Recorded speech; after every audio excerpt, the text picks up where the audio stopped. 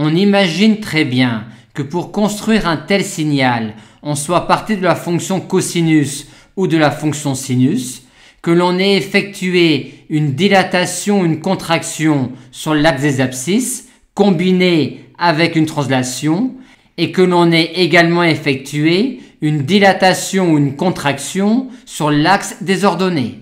Ce qui nous donne alors, pour ce signal S1, une expression de cette forme-là. Un tel signal est alors appelé un signal sinusoïdal de pulsation oméga. Le réel U1 positif est alors appelé l'amplitude du signal et se détermine ainsi graphiquement. Ce signal est un signal T périodique avec T qui vaut 2π sur oméga. Et la fréquence du signal qui s'exprime en Hertz et qui est le nombre d'oscillations du signal en une seconde est égal à 1 sur T, vu qu'en T secondes, il y a une oscillation.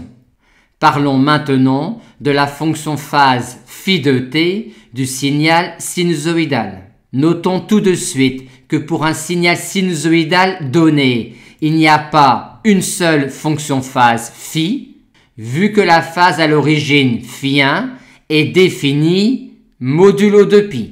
Plus généralement, dès que l'on fixe et détermine la phase en un réel T1 donné, la fonction phase est alors entièrement déterminée.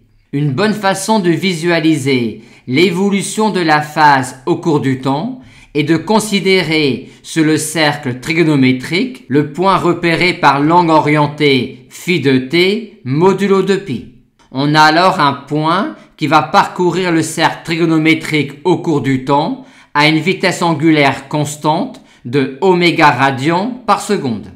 Ainsi, quand on se balade sur l'axe des réalités, c'est-à-dire quand on parcourt une portion de la courbe, le point M de t effectue parallèlement un parcours sur le cercle trigonométrique.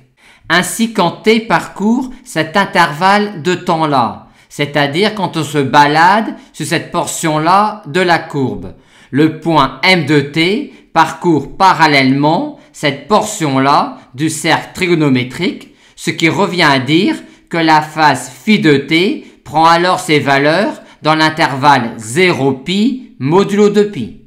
De même, quand t parcourt cet intervalle de valeurs-là, la fonction phi de t parcourt l'intervalle moins π0 modulo 2π.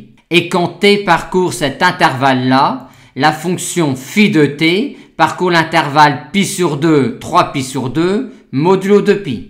Tandis que quand t parcourt cet intervalle-là, la fonction phi de t parcourt l'intervalle moins π sur 2, π sur 2, modulo 2π. Et à une variation delta t correspond une variation delta phi sur le cercle trigonométrique qui est égale à oméga delta t. Vu que l'on se déplace sur le cercle trigonométrique à une vitesse angulaire de oméga radians par seconde.